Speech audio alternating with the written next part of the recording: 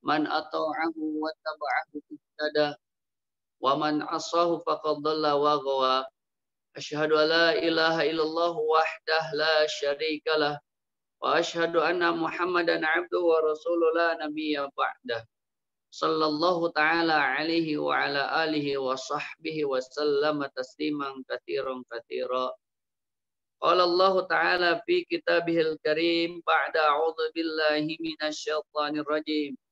Qul hal yastawil ladzina ya'lamuna wal ladzina la ya'lamun. Wa qala Rasulullah sallallahu alaihi wasallam, man salaka tariqan yaltamisu fihi ilman sahalallahu lahu tariqan ilal jannah. Atau kama qala Rasulullah sallallahu alaihi wasallam. Alhamdulillah, hadirin yang dirahmati Allah Subhanahu wa taala. Kita senantiasa bersyukur pada Allah Subhanahu wa taala. Alhamdulillah, Allah Subhanahu wa taala telah menjadikan kita semua sebagai muslim, sebagai mukmin. Ini jelas adalah karunia nikmat yang paling besar. Karena dengan kita menjadi seorang muslim, seorang mukmin, masih ada kesempatan kita untuk bisa masuk ke surganya Allah Subhanahu wa taala. Dan kita pun tidak lupa jelas nikmat selanjutnya adalah nikmat sehat yang begitu besar selain nikmat iman dan Islam. Maka kita syukuri. Dan kita dalam kondisi pandemi seperti ini, yuk kita senantiasa jaga protokol kesehatan, jaga imun kita. Salah satu imun kita terjaga dan senantiasa tidak drop dengan menjaga hati kita. Dengan menjaga hati kita, insya Allah imun kita senantiasa terjaga. Dan untuk menjaga hati kita senantiasa tenang, tidak gelisah, banyaklah berzikir kepada Allah. Banyaklah membaca Al-Quran. Karena dalam pandemi ini hati tenang, imun pun insya Allah terjaga. Selain jelas kita makan makanan yang sehat seperti itu. Masya Allah. Baik, hadirin yang rahmati Allah Subhanahu wa taala. Kita masuk di dalam babus istihbabil uzlati inda fasadin nasi waz zamani awil khawfi min fitnatin fid dini wa wuqu'in fi haramin wa syubhatin wa nahwiha. Bab menjelaskan tentang istihbab. Istihbab ini kalau dari arti bisa maknanya itu disunahkan atau dianjurkan. Kan ya? Jadi bab menjelaskan tentang disunahkannya uzlah, menyendiri, mengasingkan diri. Dengan apa? Ketika rusaknya manusia dan zaman. Jadi memang ada saatnya uzlah, mengasingkan diri. Manusia sudah rusak. Dan sulit kita untuk mendapatkan, untuk mengerjakan kebaikan. Di mana-mana maksiat, di mana-mana perbuatan dosa. Kemudian zaman dan manusia betul-betul sangat rusak. Sehingga kita sulit untuk beribadah. Sulit untuk menghambakan diri kepada Allah. Maka kita disunahkan untuk uzlah. Untuk mengasingkan diri kita. Menghindari manusia. Menghindari tempat-tempat yang berbau maksiat ataupun dosa. Ataupun uzlah tersebut disebabkan takut fitnah yang melanda pada agama kita. Ketika kalau kita nggak uzlah, pasti kita akan terseret ya, ke dalam jurang dosa atau maksiat. Agama kita akan hancur, na'udzubillah. Sehingga agama kita akan hilang. Maka jelas disunahkan untuk uzlah. Ataupun disebabkan akan terjerumus, akan jatuh ke lubang keharaman, atau perkara-perkara yang syubhat, atau yang lainnya, bisa dosa kemaksiatan lainnya. Maka kita di sini dianjurkan, disunahkan untuk uzlah. Rahmati Allah Subhanahu wa taala. Maka dengan bab inilah kita akan membahas bagaimana disunahkan pentingnya uzlah disebabkan ada perkara-perkara, ada ilat, ada alasan-alasan tersendiri. Rahmati Allah Subhanahu wa taala. Qala Allah taala Allah Subhanahu wa taala berfirman di dalam surat Ad-Dariyat, "Fafirru ilallah inni lakum minhu nadhirum mubin." Dekatkanlah diri kepada Allah. Firru sebenarnya lari, kan ya. Lari menuju Allah Subhanahu wa taala. Sesungguhnya aku, kata Allah, adalah nadhirum mubin, yang memberikan peringatan secara nyata untuk kalian semuanya, wahai manusia.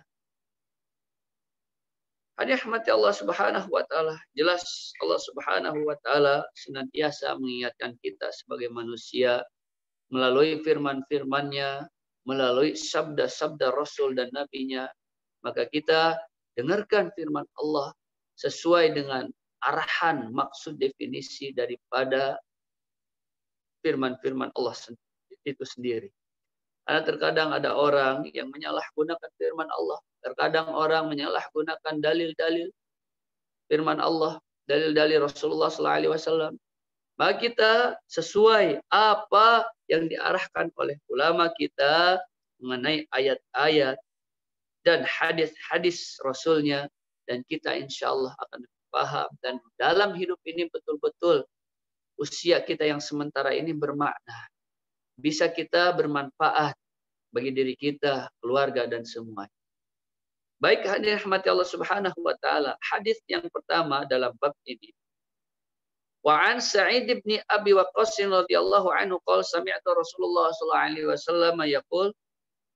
Dari Sa'id bin Abi Waqqas radhiyallahu anhu berkata, aku mendengar Rasulullah sallallahu alaihi wasallam bersabda, sesungguhnya Allah Subhanahu wa taala mencintai hamba at-taqiyya, hamba yang bertakwa. Kemudian al-ghaniyya, ya, yaitu orang yang kaya. Ternyata orang yang kaya di sini dikatakan ghaniyun nafs, yaitu kaya diri, ya, merasa cukup itu. Ya Allah mencintai seorang hamba yang bertakwa dan dia merasa cukup terhadap dirinya. Tuhan, kalau nafsu diikutin terus nggak akan habis-habisnya. Orang yang kaya secara materi dia nggak akan dikatakan kaya kalau dia senantiasa diikuti oleh hawa nafsunya. Sehingga dia menghalalkan segala cara untuk mendapatkan dunia. Walaupun yang haram dia ambil, dia makan, dia berikan kepada keluarga, itu bukan dikatakan kaya walaupun dia kaya secara materi. Tapi kaya di sini maksudnya ghina'un nafs, ghaniyun nafs, kaya diri, kaya jiwa, merasa cukup gitu. Maka Allah mencintai orang-orang yang kaya terhadap jiwanya, merasa cukup atas apa yang Allah berikan. Hadirin rahmati Allah Subhanahu wa taala. Kemudian seorang hamba yang mana ketika beribadah senantiasa dia sembunyi-sembunyi. Tuhan. Jadi sembunyi-sembunyi di sini contoh orang lain lagi tidur, bangun, dia tahajud, doa sama Allah. Seperti itu. Karena kalau amalan-amalan yang wajib dianjurkannya itu terang-terangan. Tapi perkara-perkara yang sunnah dianjurkannya khafi. Seperti itu. Seperti hanya zakat. Tuhan. Zakat yang wajib, zakat mal, zakat fitrah, dianjurkannya terang-terangan. Tuhan.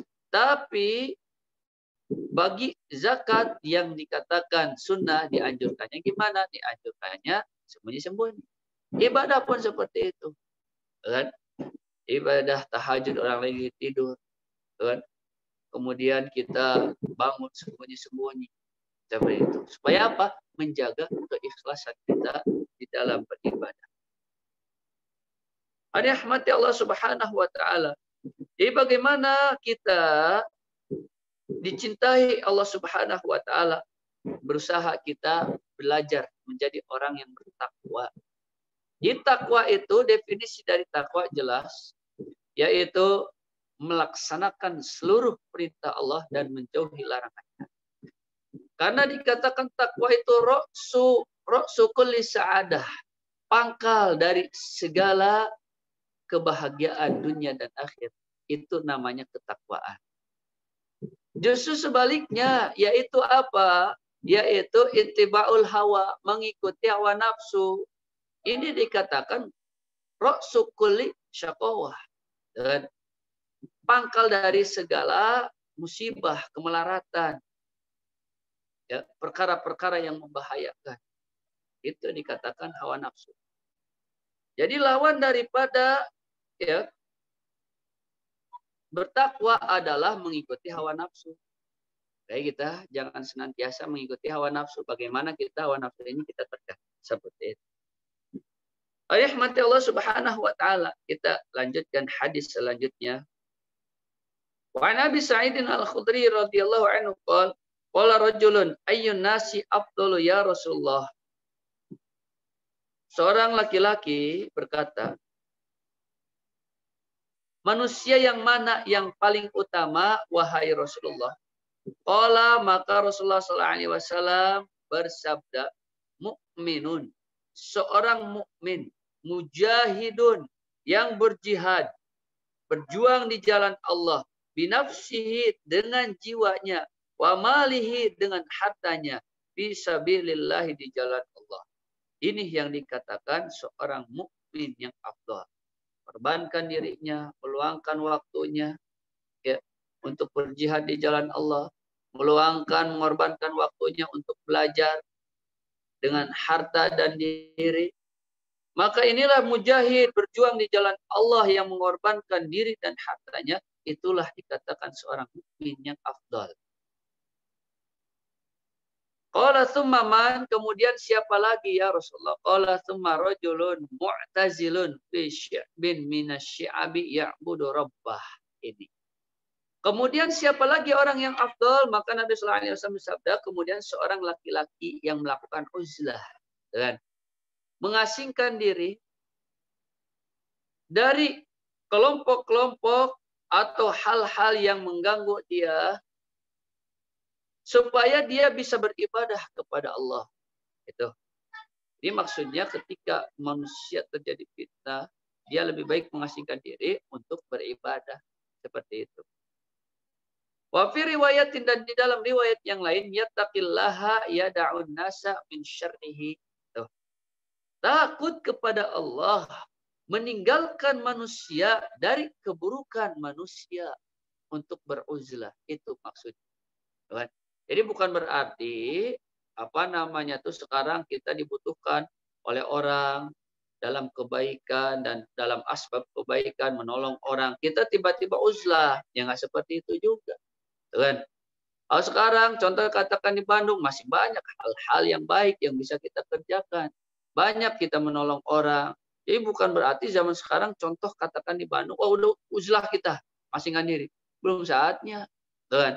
Justru kita bagaimana selagi tempat kita masih ada kebaikan, kita masih ada ruang untuk bisa saling mengingatkan, maka jangan sampai tinggalkan manusia. Meninggalkan manusia karena manusia banyak berbuat keburukan dan sulit kita untuk ibadah, baru kita diperbolehkan, disunahkan untuk uzlah. Rahmati Allah Subhanahu wa taala. Kemudian hadis selanjutnya sama riwayat Abu Sa'id wa anhu, dan dari Abi Sa'id Al-Khudri radhiyallahu anhu, qol berkata, qala Rasulullah sallallahu alaihi wasallam, Rasulullah sallallahu alaihi wasallam bersabda, yushiku ayyakuna khairam malil muslimi ghanamun yatatabba'u biha sya'afal jibal wa mawaqi'al qatr yafirru bidinihi minal fitan. Hampir terjadi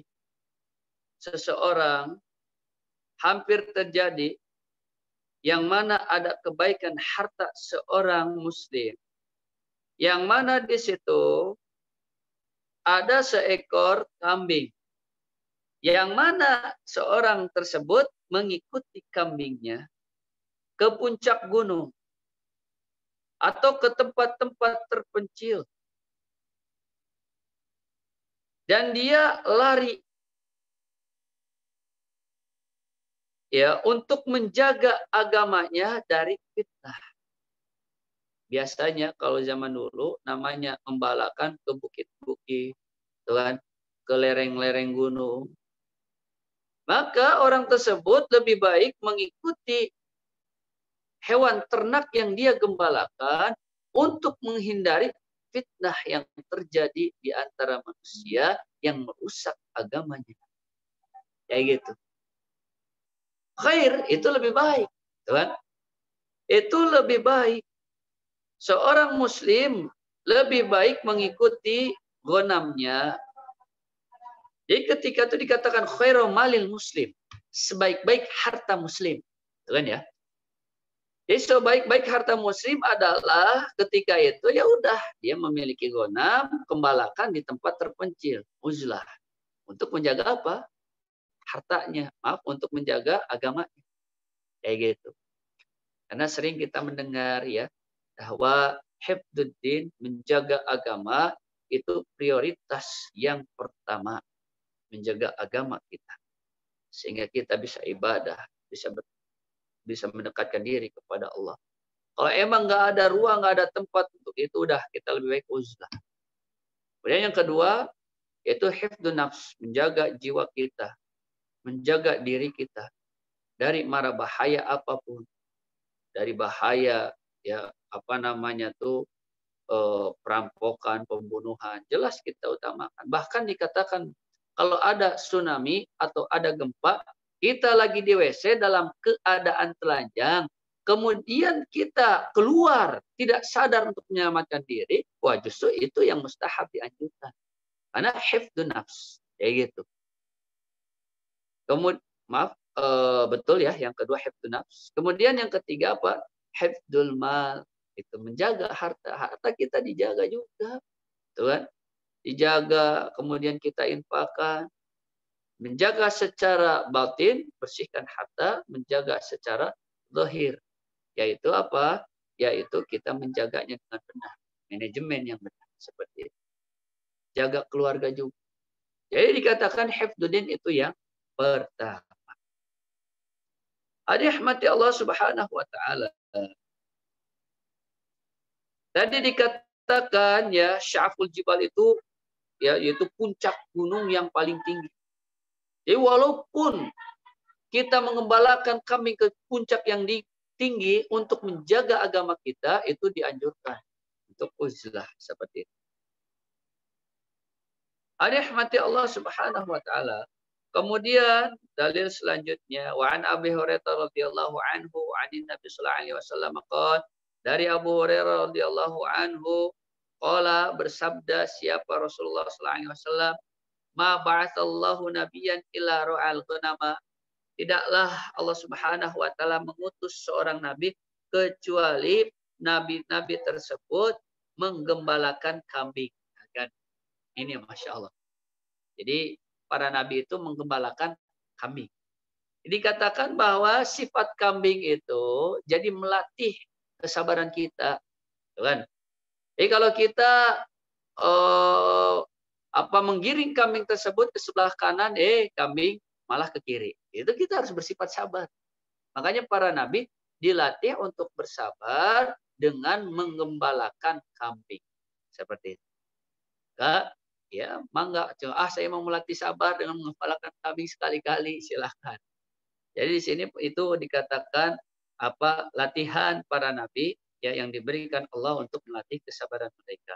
Faqala ashabu, kemudian sahabat-sahabat Nabi berkata, wa anta, kalau engkau bagaimana? Engkau pun mengembalakan kambing? Qala, Nabi sallallahu alaihi wasallam bersabda, "Na'am, aku pun pernah mengembalakan kambing. Kuntu ar'aha ala qararita li ahli Makkah." Aku mengembalakan kambing di beberapa kaum ahli Mekah, di beberapa tempat ahli Mekah. Dan jadi di situ Nabi Sallallahu Alaihi Wasallam mengembalakan kambing ya untuk penduduk Mekah, kayak gitu. Jadi melatih kesabaran dengan kambing. Ya maksudnya hadis ini bagaimana orang-orang yang biasa mengembalakan kambing itu merupakan salah satu bentuk uzlah, kan? Karena nggak mungkin mengembalakan kambing di perkotaan, nggak ada rumput, yang ada bangunan. Tapi yang namanya mengembalakan kambing untuk uzlah itu jelas di bukit-bukit, kan? di puncak gunung, kemudian ya di daerah-daerah terpencil seperti itu. Kalau dikatakan di padang apa? Padang rumput lah seperti itu. Di situ kan nggak ada kehidupan, baik untuk uzlah. Wallahu a'lam bishawab. Rahmati Allah Subhanahu wa taala. Kemudian baik untuk menyingkat waktu ya, kita langsung masuk di dalam bab selanjutnya. Babu fadl ikhtilati bin nasi wa hudurihim. Bab menjelaskan keutamaan kita berikhtilat, berhubungan sosial dengan manusia, dan kita hadir dalam acara-acara mereka. Ini hadis atau bab di sini ya menjelaskan kita memperbaiki hubungan muasyarah dengan manusia, hubungan sosial dengan manusia. Karena kita ketahui, kita ulang bahwasanya seorang ibadah tidak cukup hanya ibadah untuk dirinya, akan menyelamatkan dia di akhir. Karena syariat itu jelas. Yang pertama, imaniyah kita perbaiki. Iman kita perbaiki terus. Jaga iman kita. Jangan sampai kita berkurang. Jangan sampai iman kita berkurang. Kemudian setelah iman, kita jaga juga ibadah kita istiqomah. Dan betul-betul.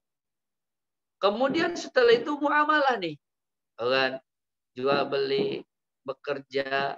Yang mana sesuai dengan syariat.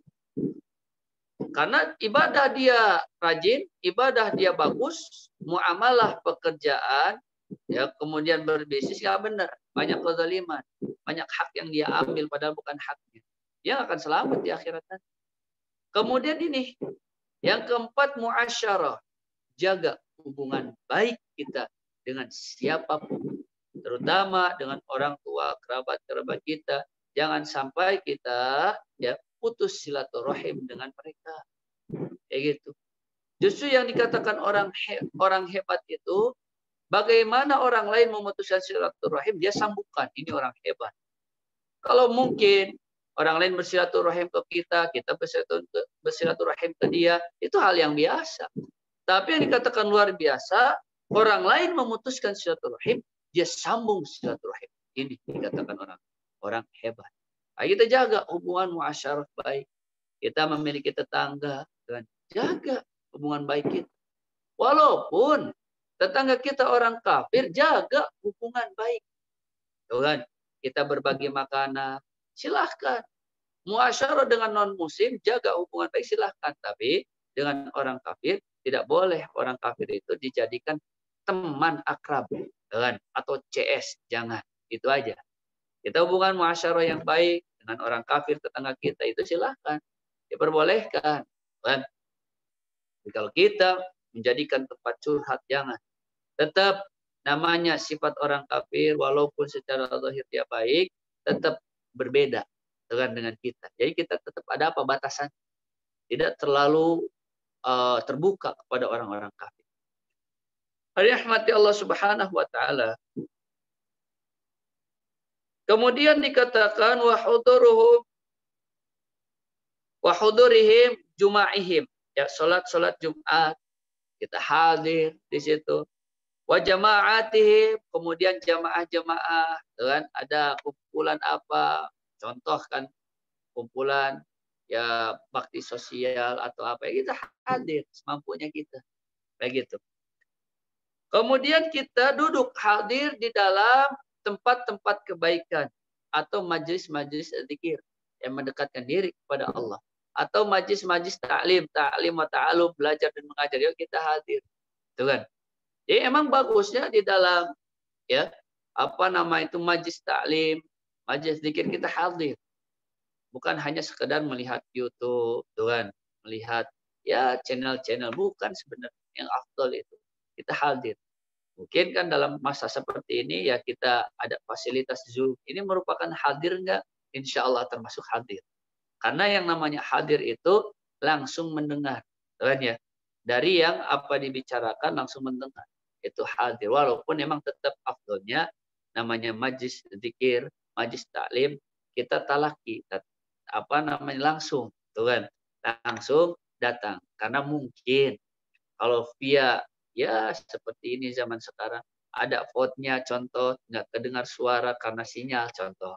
Tapi jelas ini bagian daripada sarana dakwah kita. Kita gunakan daripada orang lain, orang-orang pendosa, orang-orang zalim menggunakan sarana ini, Tuhan.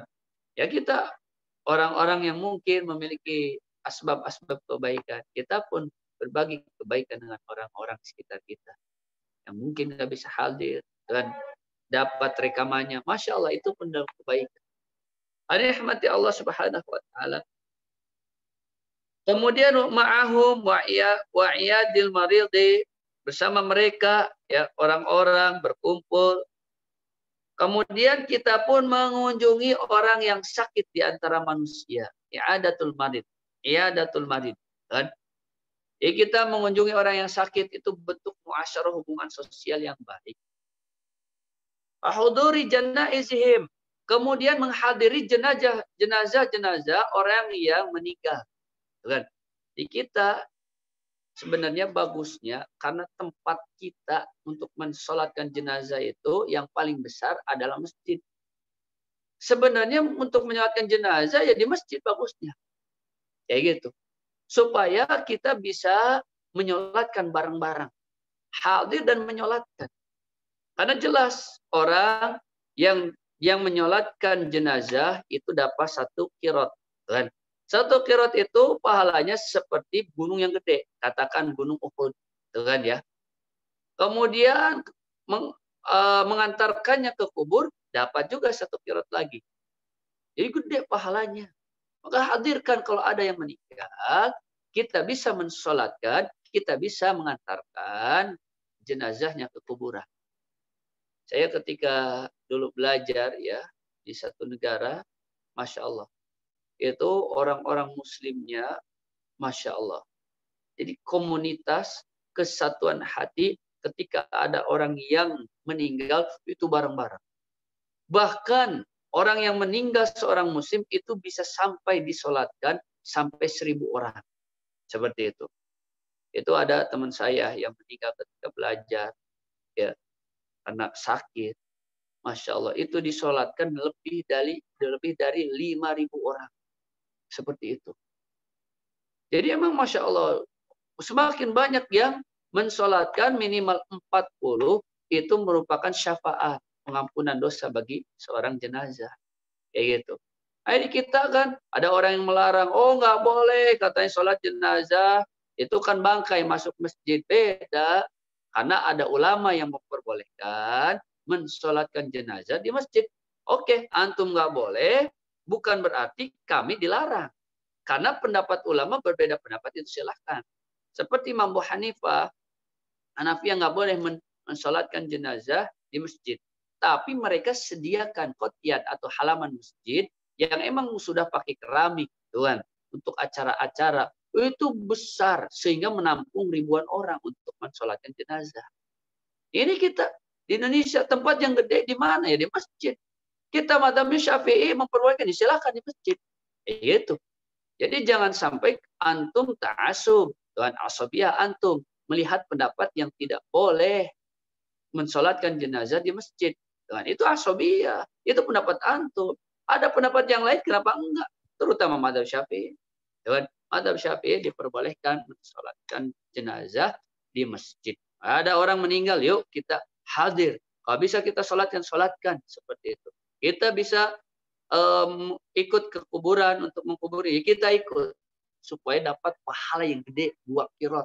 2 qirot, 1 qirot sebesar gunung yang besar. Salah satunya ya katakan gunung Uhud. Karena di Madinah salah satu gunung yang besar adalah gunung Uhud, seperti itu. Maka rahmati Allah Subhanahu wa taala, itulah dikatakan hubungan sosial yang baik. Kemudian muasati muhtajihim, muasah, empati ya, terhadap manusia yang membutuhkan, kayak gitu. Jadi ada zaman pandemi ini cocok nih kan, zaman pandemi sekarang PPKM, ada orang yang butuh, kita punya harta lebih, yuk kasihkan pada mereka. ada kita sifat empati pada mereka. Karena yang namanya muslim itu dikatakan satu jasad. Orang muslim tersakiti, ya kita pun tersakiti.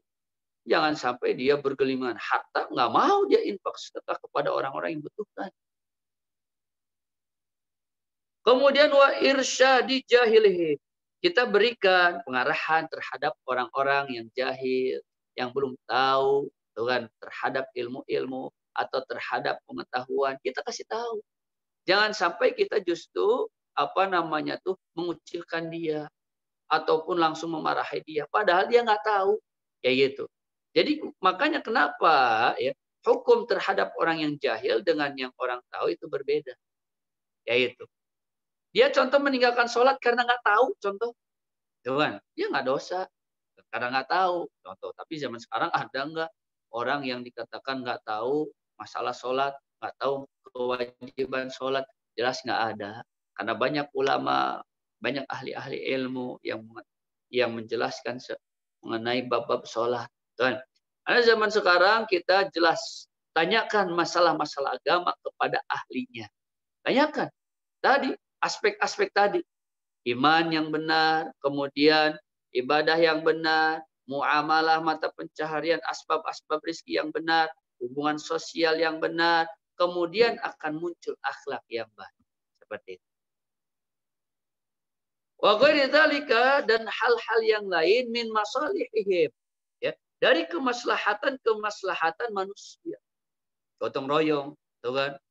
Kemudian kerja bakti, macam-macam. Untuk kemaslahatan umat, kemaslahatan manusia, yuk kita bareng-bareng ikut di situ.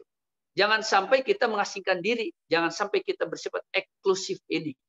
Bukan. Jadi eksklusif inilah yang menghancurkan ta'assub, asobiyah. Karena bukan golongannya nggak mau ikut, padahal dia tetangganya. Satu RT, satu RW ini. Ini musibah. Walaupun seseorang pakai cadar, tuh kan, ada mungkin dikatakan jemaah tabligh ataupun salafi ataupun ada yang lain. Ketika kita bermasyarakat bukan berarti walaupun kita pakaian berbeda kita nggak mau berbaur. Jangan, tuh kan? Kita bersilaturahim ke tetangga, kepada siapa di situ, tetangga kita, masyarakat kita, bergaul, tuh kan? Jelas sesuai dengan syariat seperti itu. Jadi kita jangan bersifat eksklusif di dalam kehidupan kita. Rahmati Allah Subhanahu wa taala. Liman qadara 'alal amri bil ma'ruf, dan juga bagi orang yang dia mampu untuk mengajak kebaikan. Wa nahyi 'anil munkari, dan mencegah kemungkaran, maka dia kerjakan. Dia mampu untuk mengajak orang dalam kebaikan, mencegah kemungkaran, dia kerjakan. Seperti itu. Kan? Karena ada sebagian orang yang belum mampu, dengan berarti gimana? Ya udah dia dengan cukup mengatakan dalam hati dia itu merupakan maksiat, perbuatan dosa, itu termasuk dikatakan iman. Dia beriman. Dan rahmati Allah Subhanahu wa taala, makanya dikatakan ya seorang yang dia beriman, dia mampu untuk amal ma'ruf nahi munkar dengan tangannya, dengan perbuatannya dia kerjakan. Kalau tidak mampu, dia dengan ucapan lisannya dia kerjakan. Tapi kalau nggak mampu, dengan terbetik di dalam hati itu keburukan, kemaksiatan, maka dia masih tergolong orang yang beriman. Kayak gitu. Orang beriman dia melihat kemaksiatan, perbuatan dosa, tidak terbetik dalam hatinya. Tuhan, itu keburukan, berarti dia dikatakan imannya belum sempurna. Kayak gitu. Rahmati Allah Subhanahu wa taala. Bagaimana kita senantiasa satu sama lain mengingatkan atas kebaikan-kebaikan, amal-amal soleh, dan kita pun saling mengingatkan terhadap keburukan-keburukan yang menjerumuskan kita naudzubillah ke jurang-jurang dosa. Seperti riba, Tuhan. Yuk kita hindari riba nih di zaman sekarang. Karena akhir zaman ini, Masya Allah, sulit kita menghindar riba. Jadi di akhir zaman ini orang yang menghindar riba tetap masih mendapatkan bau atau asapnya riba. Ini, kan ya. Yuk kita hindari nih perbuatan-perbuatan yang menjerumuskan kita ke jurang-jurang dosa. Rahmati Allah Subhanahu wa taala, bagaimana kita waqama'a nafsihi anil idai wa sabaru 'alal adha. Bagaimana dia mencegah terhadap dirinya dari idza, hal-hal yang menyakitkan terhadap orang lain. Itu kan? Jadi, cegah diri kita terhadap hal-hal yang membuat orang lain tidak nyaman, membuat orang lain terluka, membuat orang lain tersakiti. Hindari. Tuhan, jaga diri kita. Bicarakan orang lain. Tuhan, kemudian menyakiti orang lain baik dengan lisan, tangan kita. Jaga. Jangan sampai diri kita yang mengikuti hawa nafsu kemudian menyakiti orang lain. Jangan.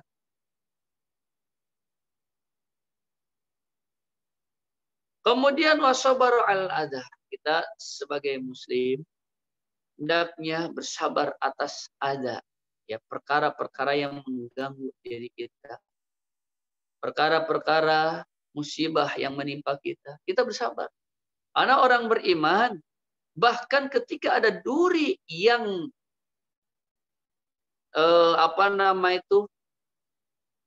mengenai kulit seorang mukmin, jelas merupakan kifarah dosa dia.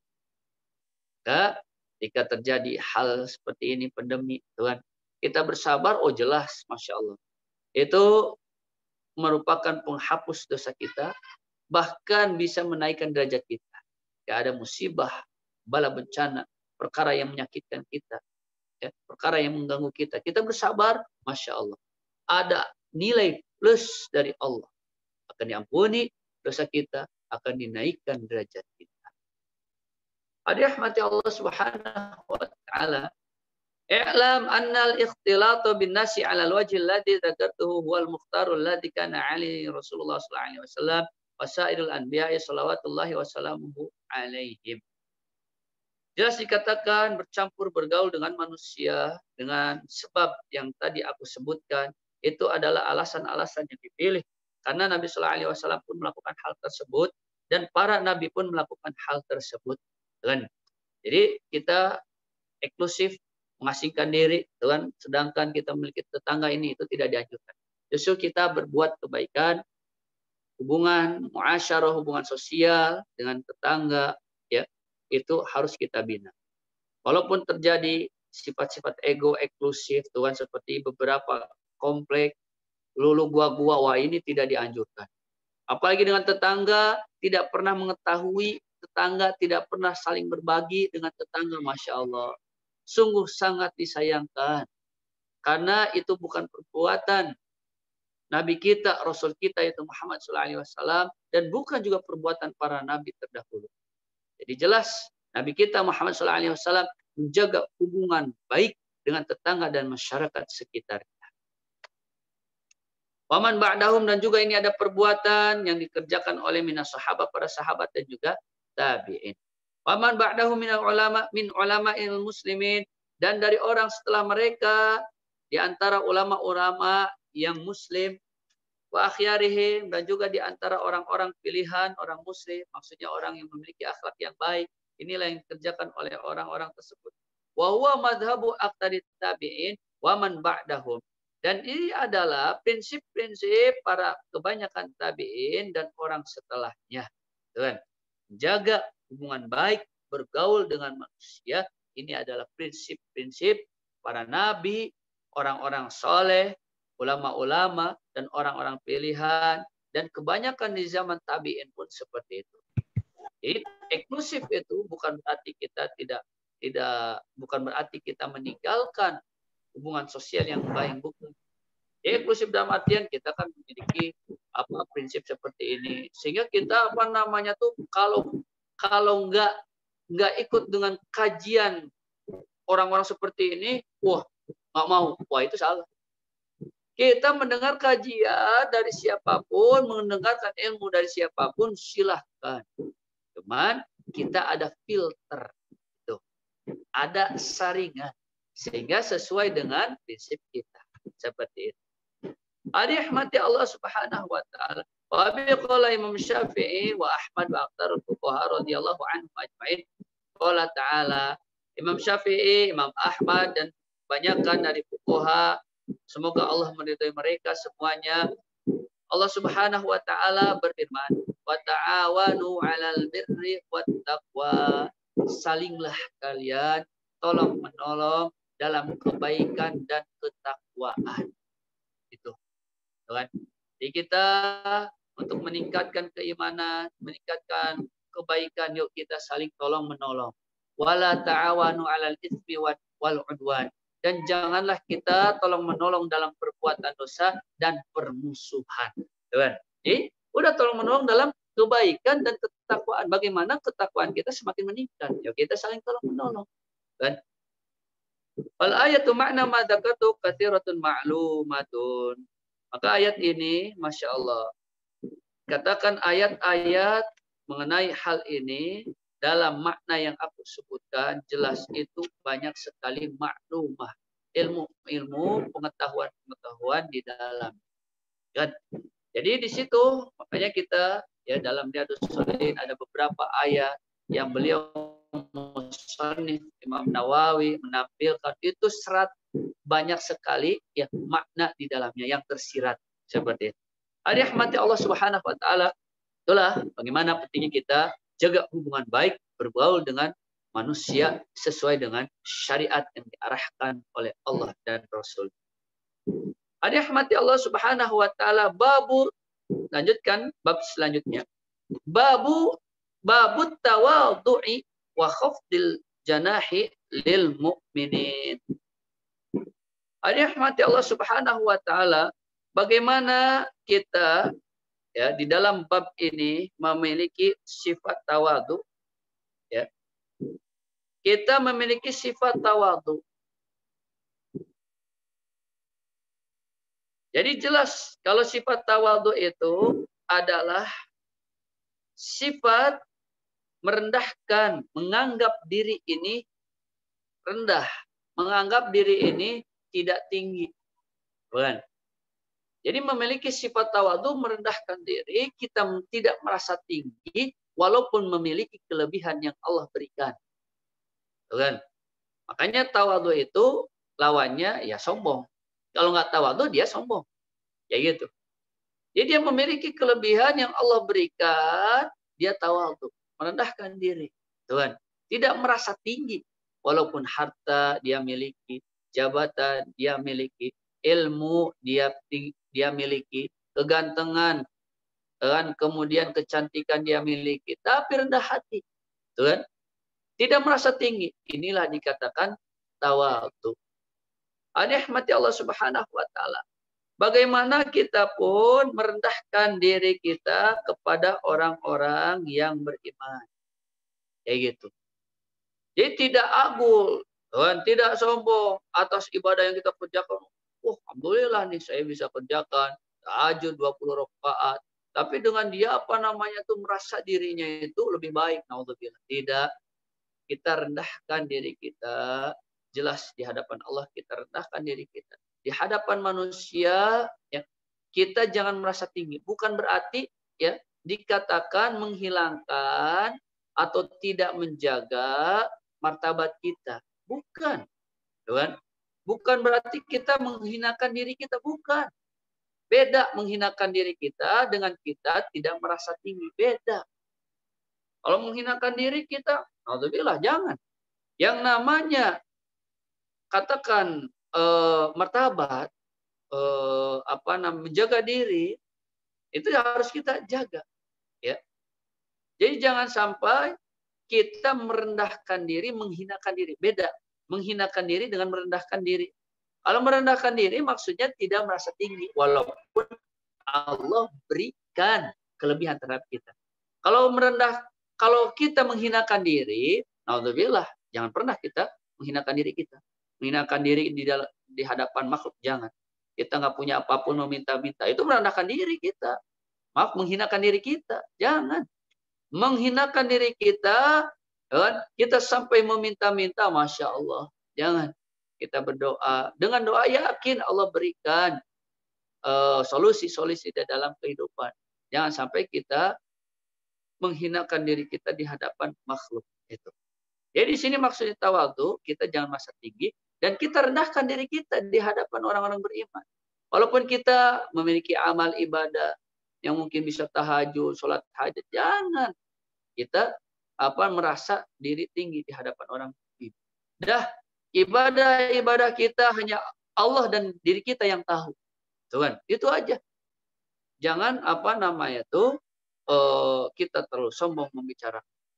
Karena ada orang, ini kan kita harus membicarakan nikmat yang Allah berikan. Itu. Jadi tahadduts bi ni'mah, kita membicarakan nikmat Allah diperbolehkan. Betul, silahkan.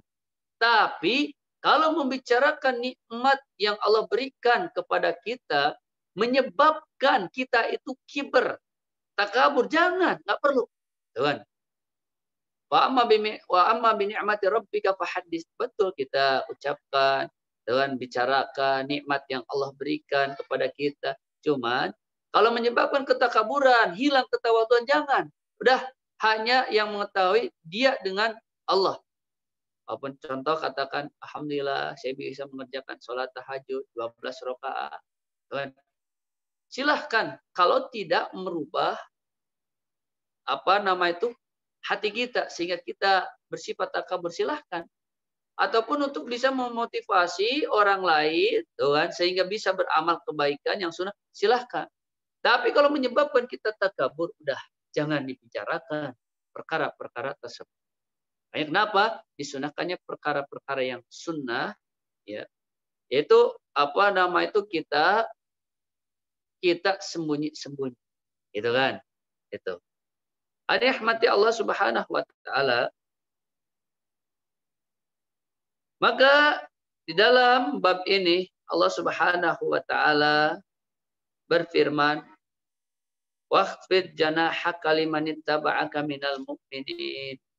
Maka kita rendahkan diri kita terhadap orang yang mengikuti kamu dari orang-orang beriman.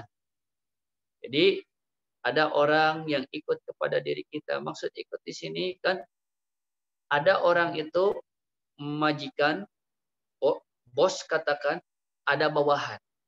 Ya kan? Ada orang bawahan itu kan mengikuti kita. Maka kita jangan sombong terhadap bawahan. Gak usah membentak-bentak tanpa ada sebab. Dan kita arahkan lemah lembut. Kayak gitu. Jadi jangan sampai kita merasa sombong di hadapan bawahan kita. Ngapain?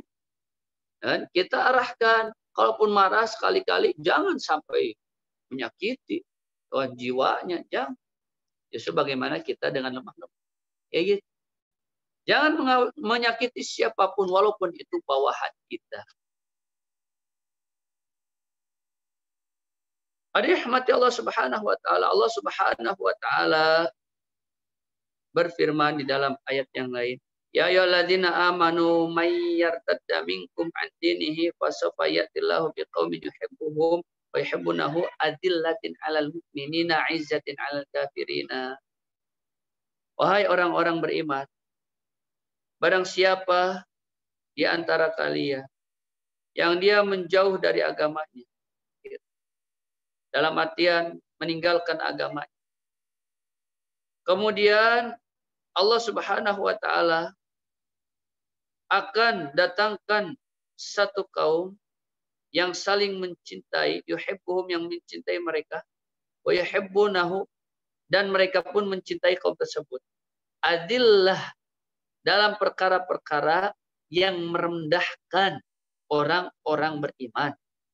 Kemudian meninggikan, memuliakan orang-orang kafir. Begini. Orang-orang yang murtad, keluar dari agama Islam, orang-orang yang mana tahu Islam tapi dia keluar dari Islam, jelas mereka akan menghinakan orang muslim, kemudian menyanjung-janjung kan orang-orang kafir kayak gitu banyak tuh kan. Alhamdulillah.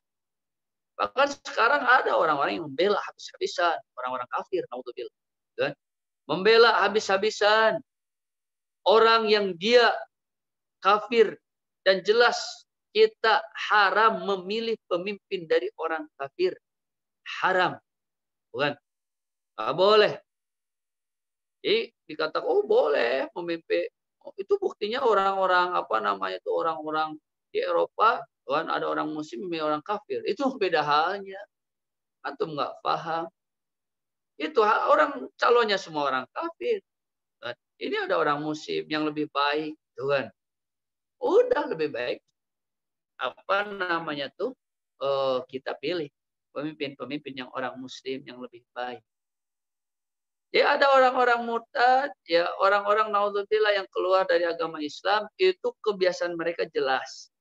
Dia menghinakan orang beriman, kemudian menyanjung-nyanjung, memuliakan orang-orang kafir. Hadirin rahmati Allah Subhanahu wa taala. Kemudian dalam firman yang lain, ya ayuhan nas, inna khalaqnakum min dzakarin wa untha wa ja'alnakum syu'uban wa qabaila lita'arafu. Wahai manusia, kami ciptakan kalian dari kaum laki-laki dan perempuan. Dan aku jadikan kalian itu dari berbagai macam golongan dan kabilah-kabilah. Semua itu kalian dianjurkan untuk apa? Lita'arufu, untuk saling mengenal. Saling mengenal. Dengan ya. Saling mengenal satu sama lain. Kemudian kita bagaimana saling memperhatikan satu sama lain. Sesungguhnya orang yang paling mulia di antara kalian di hadapan Allah jelas adalah orang yang paling bertakwa di antara kalian. Itu aja. Dan bukan orang yang banyak harta, bukan orang yang tinggi jabatannya, bukan orang yang memiliki kecantikan, kegantengan, bukan. Di hadapan Allah yang paling mulia adalah orang yang paling bertakwa. Takwa definisi secara bahasa kan takut sama Allah. Dengan takut kepada Allah, jelas kita mengerjakan perintah Allah, menjauhi larangan. Itu. Kita ingin dimuliakan oleh Allah, bukan dimuliakan di hadapan manusia. Yuk kita perbaiki ketakwaan kita. Kita tawadhu di hadapan manusia. Tidak perlu kita memiliki ego, memiliki sifat takabur di hadapan manusia. Tidak perlu. Kita memiliki amanah, punya harta, punya jabatan. Itu amanah yang akan ditanyakan oleh Allah di akhirat nanti. Wa kullukum ra'in. Kalian semuanya adalah ra'in. Orang yang bertanggung jawab. Ra'in di sini kan gembala. Maksudnya orang yang bertanggung jawab. Gembala kan bertanggung jawab atas apa? Domba-dombanya. Gembalaannya. Nah, kita adalah orang yang bertanggung jawab. Maka seluruh pertanggungjawaban kita akan ditanya. Harta kita digunakan untuk apa? Jabatan kita digunakan untuk apa? Ngapain kita harus sombong? Kita mah jelas tidak perlu dengan sombong atas harta, atas kelebihan yang Allah berikan. Bagaimana kita senantiasa jaga ketakwaan. Kita tingkatkan ketakwaan kita. Rahmati Allah Subhanahu wa taala. Dengan kita saling mengenal, maka kita harus saling menghargai, saling memahami. Kita tidak merasa tinggi, kan? Walaupun Allah berikan kelebihan kepada kita. Rahmati Allah Subhanahu wa taala. Sedikit lagi ya kita masuk di dalam hadisnya. Wa an Iyad bin Himar radhiyallahu anhu qala Rasulullah sallallahu alaihi wasallam innallaha auha ilayya an tawadhu hatta la yabkhara ahadun ala ahadin wa la yanbaghi ahadun ala ahadin. Sesungguhnya Allah Subhanahu wa taala mewahyukan, memberikan wahyu kepada aku bagaimana kalian untuk senantiasa tawadhu dan merendahkan diri satu sama lain, tidak merasa tinggi satu sama lain atas kelebihan-kelebihan yang Allah berikan. Sampai bagaimana satu sama lain di antara kalian tidak merasa fakhr, sombong, ego, tidak. wala yanbaghi ahadun ala ahadin. Tidak layak satu sama kalian saling sombong, ya, saling mengagulkan atas kelebihan yang Allah berikan. Harta itu cuma sedikit, nikmat yang diberikan kepada seluruh manusia itu sedikit sekali. Tuh kan? Jadi nikmat yang diberikan di sini ini bukan hakikat nikmat, ya. Karena nikmat yang sebenarnya adalah di surganya Allah Subhanahu wa taala. Ini 1% dibagi-bagi yang ada di dunia ini. Kaya miskin itu bukan jaminan dia selamat dunia akhirat. Tapi yang dikatakan selamat dunia akhirat, bagaimana kita senantiasa menjaga ketakwaan kita, menjaga keimanan kita. Kita jaga iman, ibadah kita jaga, muamalah kita jaga, muasyarah kita jaga, kemudian akhlak kita akan muncul akhlak-akhlak yang baik dari diri kita. Sehingga itulah yang menyebabkan kita selamat di dunia dan di akhirat. Satu lagi hadis insyaallah. Wa an Abi Hurairah radhiyallahu anhu anna Rasulullah sallallahu alaihi wasallam qala mana qasat shadaqatan min malin wa ma zadallahu 'abdan bi'afin illa 'izzan wa ma tawadda'a ahadun lillahi illa rafa'ahu Allah. Mana qasat sedekah tidak akan berkurang dari harta. Jadi dengan sedekah harta kita tuh ya kan tidak akan berkurang. Ya gitu.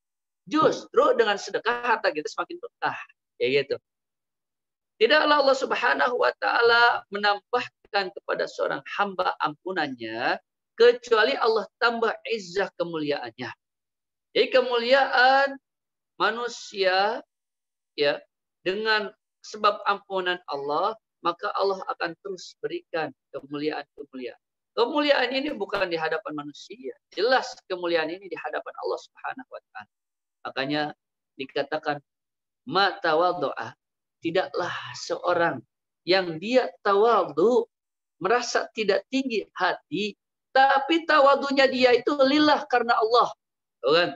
Bukan karena ingin pujian, karena Allah, ikhlas karena Allah tawadhu. Maka tidak diminta pun jelas Allah akan meninggikan derajatnya di hadapan manusia dan juga di hadapan Allah.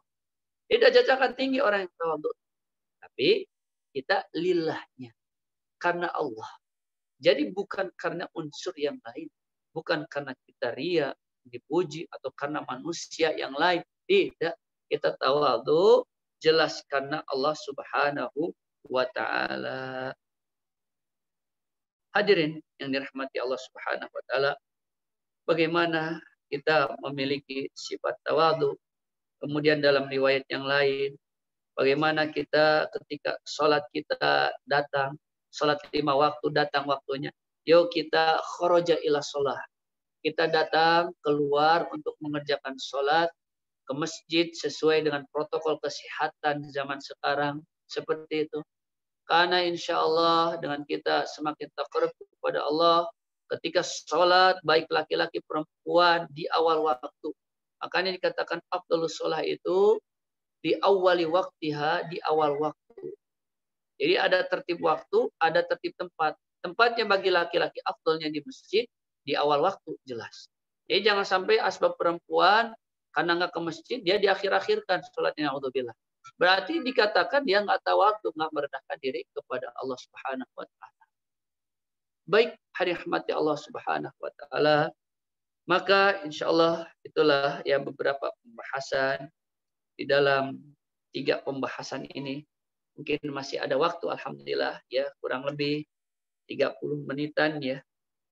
Kurang, insya Allah mungkin ada tanya jawab, silahkan saya kembalikan kepada beliau yang sebagai pembawa acara. Barakallahu fikum. Assalamualaikum warahmatullahi taala wabarakatuh. Waalaikumsalam warahmatullahi wabarakatuh. Wafikum barakallah Ustaz. Baik Bapak Ibu yang dirahmati oleh Allah, kita masuk ke, alhamdulillah kita sudah menyelesaikan 3 bab ya. Hari ini kita masuk ke sesi tanya jawab. Alhamdulillah sudah ada pertanyaan di kolom chat Ustaz. Yang pertama dari Ibu Huzaimah Al-Tafunisa. Assalamualaikum Ustaz. Izin bertanya, bagaimana dengan kehadiran kita pada arisan RT yang di dalamnya juga ada pembahasan simpan pinjam? Yang saya pahami ini riba. Pernah dulu diingatkan dengan lemah lembut dan kekeluargaan, dan banyak yang keluar dari simpan pinjam, namun efeknya dijauhi oleh beberapa tetangga, terutama pengurus. Alasannya karena simpan pinjam itu terbukti banyak membantu kesulitan ekonomi antar tetangga. Mungkin ini ranah fikih muamalah ya. Baik, hadirin rahmati Allah Subhanahu wa taala. Jadi kita di dalam muasyarah, di dalam hubungan sosial, jelas dan sesuai dengan syariat. Ketika ada perkara yang haram dan ada kemaslahatan, jelas kita hindari, gitu kan? Kita hindari. Kalau emang masih bisa diarahkan, diarahkan. Sehingga katakan tadi simpan pinjamnya, ya bagus simpan pinjam tersebut. Tapi emang ada unsur riba, gitu kan? Makanya sebenarnya bagaimana kalau simpan pinjam itu maslahat, hilang ribanya. Ini yang kita harus sampaikan kepada mereka. Itu.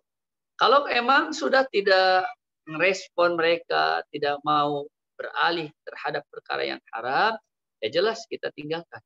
Makanya dikatakan la ta'ata li makhluqin li ma'siyatil khaliq. Tidak ada ketaatan kepada makhluk siapapun untuk bermaksiat kepada Allah. Walaupun hubungan muasyarah tersebut baik, tapi ada kemaksiatan kita jauhi, jelas itu harus wajib. Kita dijauhi oleh masyarakat, jelas kita tidak dosa. Tapi dalam hal-hal yang lain, tetap kita apa? Kita cari celah hubungan sosial, silaturahim kepada Pak RT, Pak RW, walaupun kita tidak ikut dalam simpan pinjam tersebut. Jadi jangan justru kita ketika kita ya dikucilkan oleh orang-orang asbab tidak mau ikut simpan pinjam, ya janganlah kita juga menjauhi atau menutup diri, jangan. Kita bagaimana silaturahim lagi, kan? Apa ngebahas yang lain, bukan masalah simpan pinjam. Jadi kita dalam hal ini kita tidak setuju, tapi hal yang lain yang sifatnya masih halal, jelas kita menyetujui seperti itu. Jadi kita ya tengah-tengah.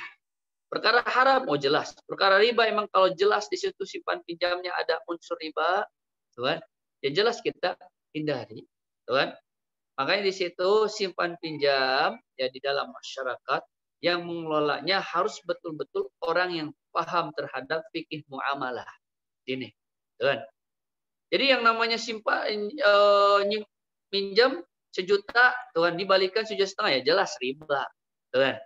Tapi bagaimana dikatakan, Tuhan dia minjem 1 juta, silahkan itu infaknya mau berapa, ya itu silahkan, Tuhan ya. Tidak ditentukan.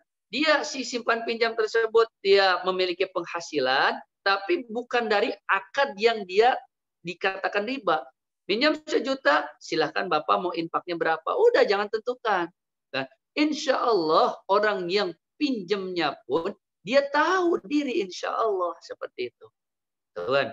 Maka ini emang perlu keimanan yang kuat, Tuhan. Makanya kalau tidak bisa masih ada unsur ribanya, pinjam 1 juta, kemudian ditambahi ada bunganya 1.200.000, ya jelas riba, Tuhan. Nah, ini hindari. Kalau emang simpan pinjam tersebut ada kemaslahatan dan tidak ada ribanya, nggak apa-apa, kita ikut di situ, Tuhan. Wallahu a'lam bishawab. Baik, kan seperti itu jawabannya.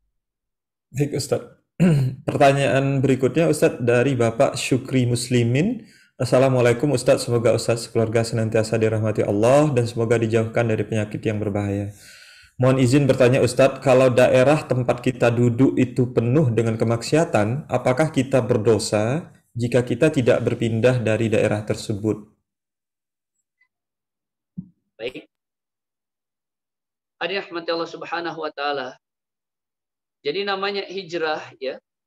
Ini dikatakan hijrah, definisi dari muhajir atau hijrah itu bagaimana seseorang dia hijrah min daril kufur ila daril Islam, min daril syar ila daril khair.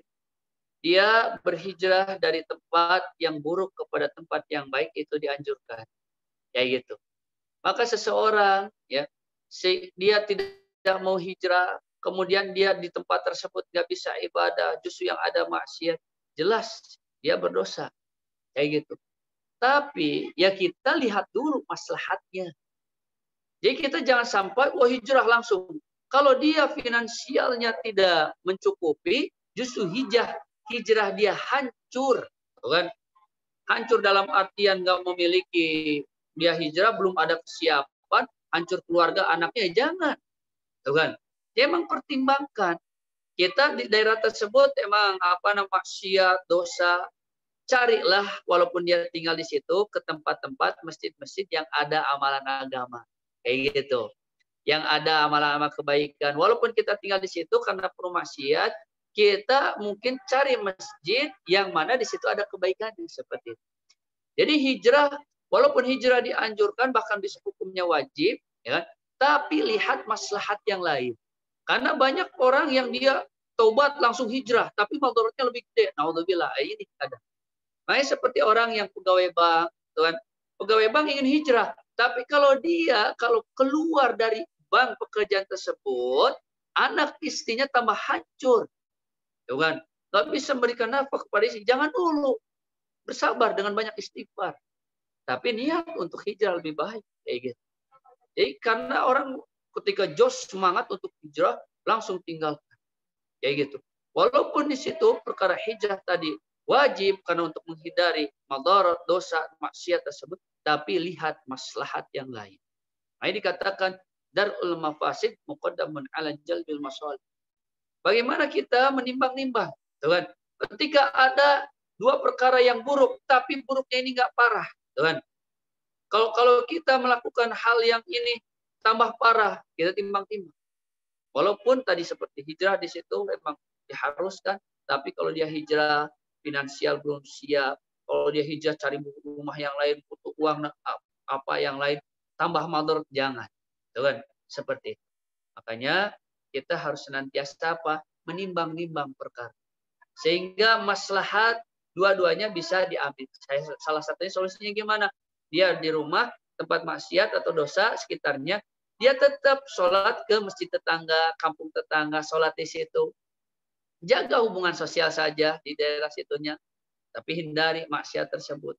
Tapi kalau emang parah banget ini, ya cepet-cepet. Jadi kan parah di situ berarti mengganggu agama dia, kan? Mengganggu agama dia sehingga dia mungkin sampai dianiaya sebab sholat, contoh kan, kayak gitu. Ya udah itu memang harus hijrah betul-betul.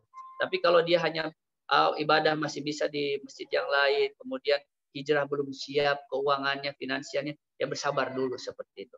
Makanya kenapa orang yang hebat itu sebenarnya dia bisa berdakwah, dia bisa saling mengingatkan di tempat orang yang bermaksiat. Ini hebat, Tuhan. Makanya dakwahnya orang yang di tempat-tempat maksiat, itu hebat. Dia acungkan jempol katakan. Makanya orang tersebut kalau memang dia bisa saling mengingatkan, masih bisa ini, silahkan dengan lemah lembut, Tuhan. Jangan sampai kita ekstrim, jangan. Jadi dalam berdakwah itu kita amar ma'ruf itu lemah lembut. Makanya kenapa orang yang berdosa, ya bermaksiat, penuh dosa, kita jangan sampai langsung nahi mungkar. Wah, ini khamar haram, jangan. Justru kita silaturahim, kasih makanan dengan yang halal. Dan jangan sampai kita ngasih juga perkara-perkara yang haram. Kita ingin dakwah kepada orang preman kasih khamar, ya jangan. Kasih rokok, ya jangan, kan? Kita ngasih itu perkara-perkara yang halal, makanan, kan? Buahan seperti itu.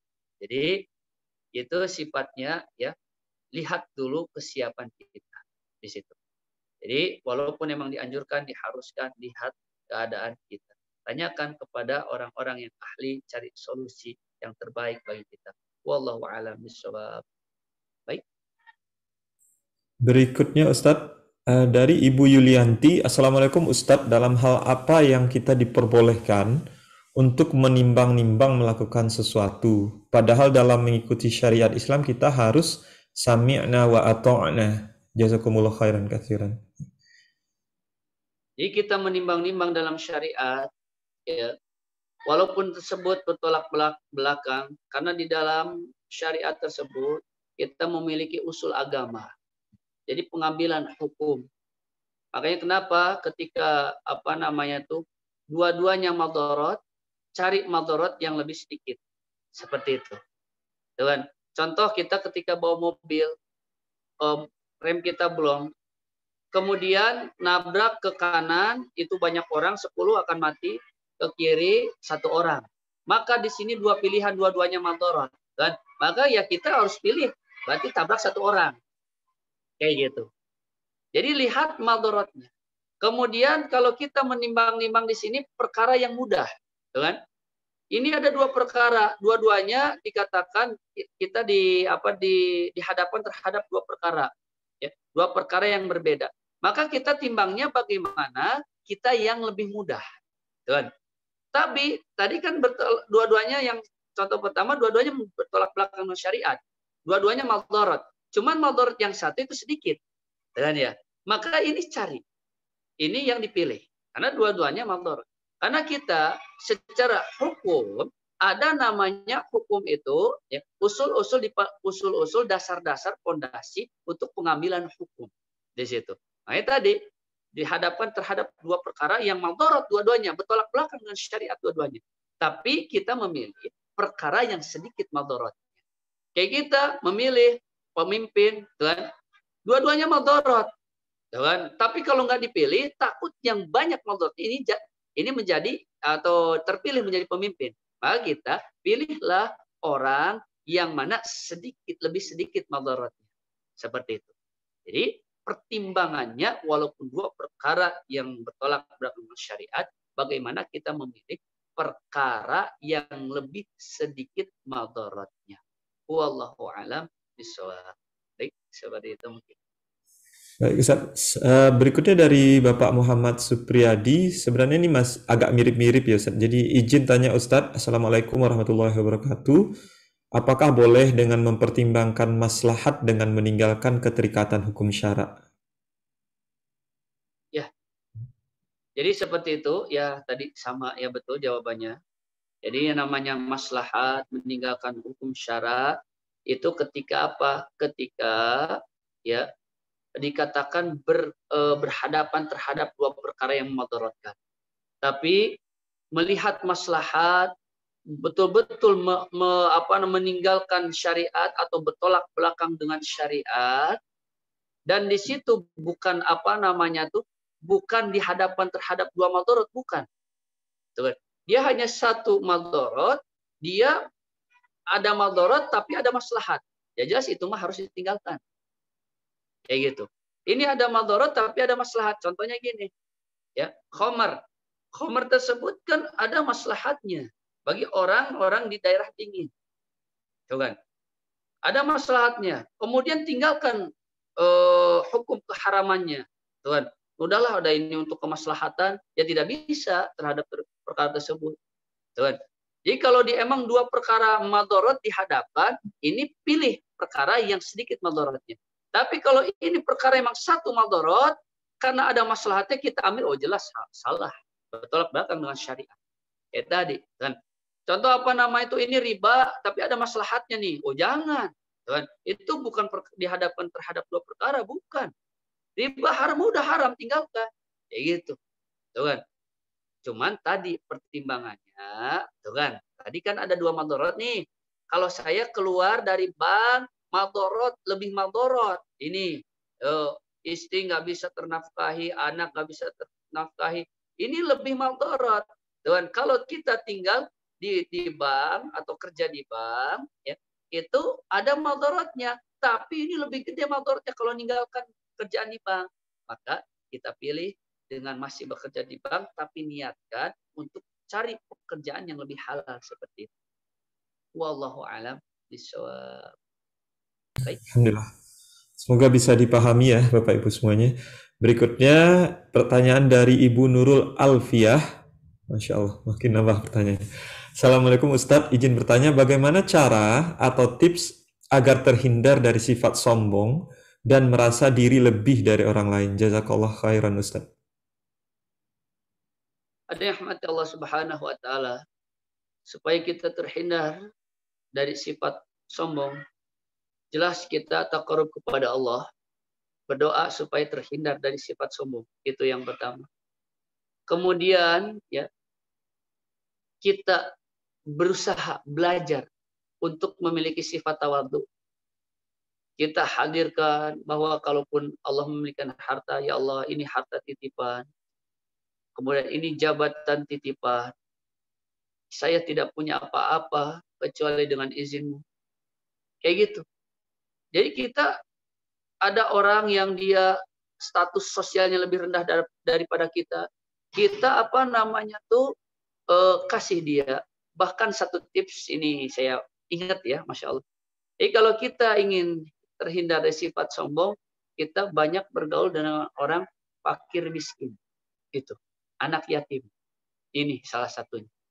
Jadi kita bergaul dengan orang yang statusnya lebih rendah kita hilangkan status kita sebagai pejabat, sebagai orang yang punya harta. Itu insya Allah. Maka itu amanah dari guru saya, Tuhan ya. Bagaimana antum, kan? Antum ketika bergaul dengan orang-orang yang rendah ekonomi, harus antum lakukan. Dengan tukang, dengan orang yang fakir miskin. Karena itu menyebabkan hati kita itu lebih tawadhu bergaul dengan mereka.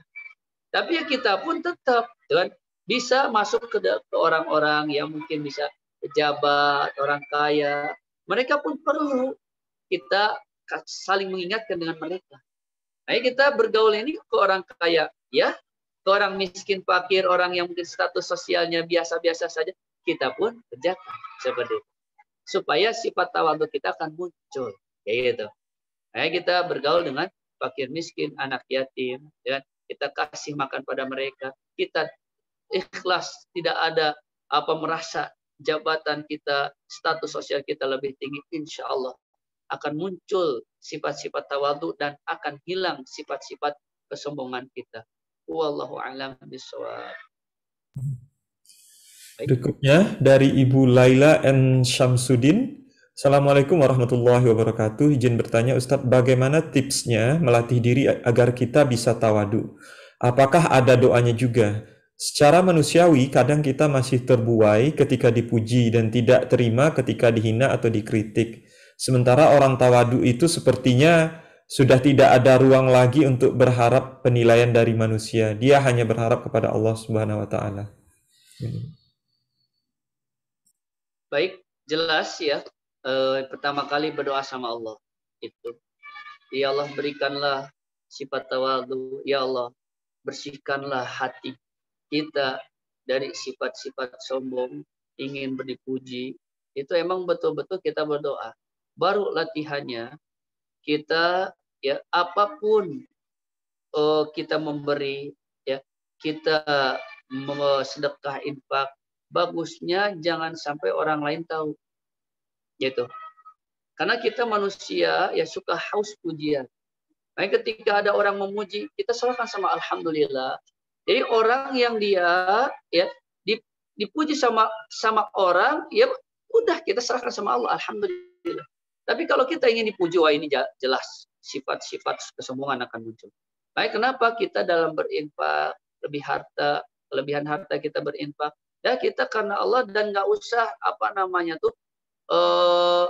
membuat hal-hal yang memunculkan kita sombong. Contoh kan berinfak sedekah disebutin namanya sekian, itu sebenarnya menjerumuskan orang ke dalam sifat-sifat kesombongan. Walaupun dia emang sulit zaman sekarang, walaupun itu untuk menggairahkan orang, Tuhan, udah jangan disebut namanya, si fulan, ya kan? Atau ada seseorang dari RT ini berinfak, udah, ya kan?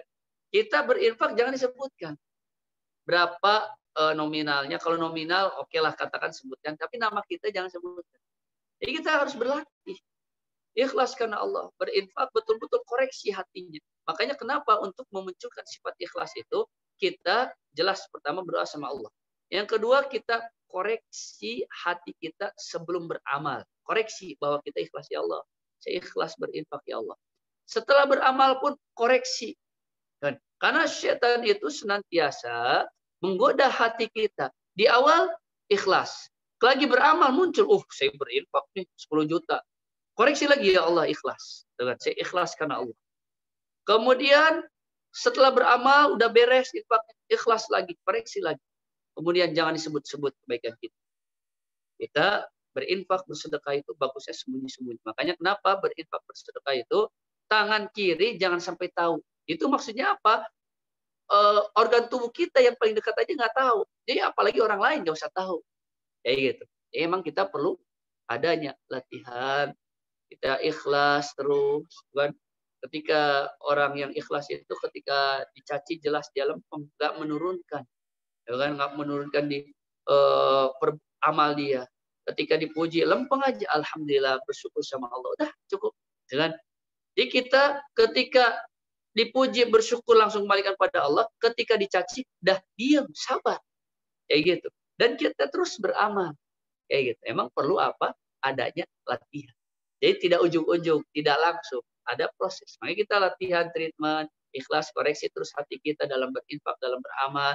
Kemudian jelas kita nggak perlu disebut-sebut amal kita, nggak perlu kita ingat-ingat amal kita. Udah serahkan sama Allah. Kita beramal nggak usah disebut-sebut, kita berinfak nggak usah disebut-sebut. Jadi sebut-sebut inilah yang menyebabkan kita semakin haus pujian orang, sehingga memunculkan sifat sombong. Gitu. Na'udzubillah, tsumma na'udzubillah. Baik, seperti itu. Wallahu a'lam bishawab. Baik, berikutnya masih dari Pak Muhammad Supriyadi, Ustaz. Berarti untuk kondisi saat ini yang dimana kita hidup dalam sistem kufur, misalnya sekarang sistem ekonomi segala macamnya itu kan banyak tidak berlandaskan syariat Islam, Ustaz. Nah itu berarti kita belum bisa untuk menjadi orang yang sebenar-benarnya bertakwa ya dengan sistem seperti saat ini gitu. Rahmati Allah Subhanahu wa taala. Jadi sistem kita di Indonesia, kan ya. Ya kalau untuk menjurus secara syar'i 100% seperti dalam perbankan saja emang berat. Kan? Karena seluruh bank syariah saja itu dikatakan dikuasai atau dimonitor oleh Bank Indonesia, BI. Sedangkan BI milik siapa? Allah alam itu. Antum lebih tahu, tuan. BI bukan milik Indonesia, katakan ya. Jadi di situ ya, kita masuk dalam darul mafasid. Jadi sesuatu perkara yang madharat, yang rusak, itu lebih gede, kita cari yang lebih sedikit. Contoh dalam perkara perbankan, ini sampai sekarang pun memang saya kurang setuju. Kalau kurang setuju itu gini, kalau bank-bank syariah dalam akad itu suka agak rumit, diperibet, bahkan ada saja masalahnya. Kalau bank-bank konvensional yang ini, waduh, lancar terus nggak ada. Ya emang berat seperti itu. Cuman karena ketakwaan, ya kalau kita ingin pupuk bukan dari hal ini, itu tetap masih bisa kita jaga, kan ya? Masih kita jaga. Karena yang namanya syariah itu kan diarahkan oleh ulama-ulama kita. Walaupun keadaan seperti ini, kita masih bisa nggak derajat ketakwaan kita tingkat masih. Karena ada hal yang lain yang bisa meningkatkan derajat ketakwaan kita. Bab muamalah ini udah kita cukupkan. Ya, kita contoh katakan kita memiliki bank syariah. Kan? Contoh kalau konvensional dah kita itu hanya sebatas masuk uang, tuan, kemudian kita nggak perlu nabung, nggak perlu apa di bank-bank konvensional karena ujung-ujungnya di situ ada bunga riba. Kita nabung 1 M, tuan, ada riba yang itu kan. Kalau ada yang lebih baik, kita cari yang lebih baik. Gitu aja. Karena emang kalau dalam ya prinsip konsep kita ya emang betul sulit. Cuman ada hal lain yang bisa kita jaga untuk lebih syariat, lebih bisa mengamalkan agama ini. Seperti itu. Jadi jangan sampai kita pesimis untuk menjadi orang yang bertakwa. Karena ada hal yang lain yang bisa meningkatkan ketakwaan kita. Kan? Contoh muamalah di Indonesia seperti ini, hubungan bank dengan itu. Cari yang lain yang bisa meningkatkan kita. Insya Allah bisa. Kan? Kita ya karena yang mengatakan kita itu bertakwa atau enggak bukan diri kita, itu jelas Allah. Kan ya? Jadi kita hanya apa? Ikhtiar proses. Hanya ikhtiar saja. Karena tidak bisa kita mengklaim, saya orang bertakwa, nggak bisa. Kan? Hanya Allah yang tahu diri kita dan hanya Allah. Ayo kita jangan sampai pesimis untuk senantiasa meningkatkan ketakwaan kita kepada Allah. Baik, seperti itu. Wallahu a'lam bishawab. Alhamdulillah, seluruh pertanyaan telah terjawab ya Bapak Ibu. Syukron jazakumullah khairan kasiran Ustadz atas ilmu yang dibagikan dan atas jawaban-jawaban pertanyaannya. Semoga senantiasa diberikan kesehatan Ustadz, dimudahkan segala urusannya. Baik Bapak Ibu yang dirahmati Allah, kita sudah sampai di penghujung acara karena sudah menunjukkan jam 9 ya. Semoga kita senantiasa diberikan keistiqomahan dalam menuntut ilmu agama sehingga semoga Allah mencerahkan pemikiran kita dan menambahkan keyakinan kita terhadap syariat sehingga kita semua bisa semakin mantap dalam mengamalkan syariat di berbagai aspek kehidupan kita. Mohon maaf kalau ada kekurangan atau kesalahan dari penyelenggaraan acara hari ini, Bapak Ibu semuanya. Semoga semuanya dalam keadaan sehat-sehat dan insya Allah kita bertemu kembali minggu depan. Mari kita tutup dengan bacaan istighfar. Astaghfirullahaladzim, astaghfirullahaladzim. Kemudian hamdalah, alhamdulillahi rabbil alamin. Doa penutup majelis, subhanakallahumma wa bihamdika asyhadu an la ilaha illa anta astaghfiruka wa atubu ilaik. Barakallahu fikum. Wassalamualaikum warahmatullahi wabarakatuh. Waalaikumsalam warahmatullahi wabarakatuh. Syukran, jazakumullah Ustaz.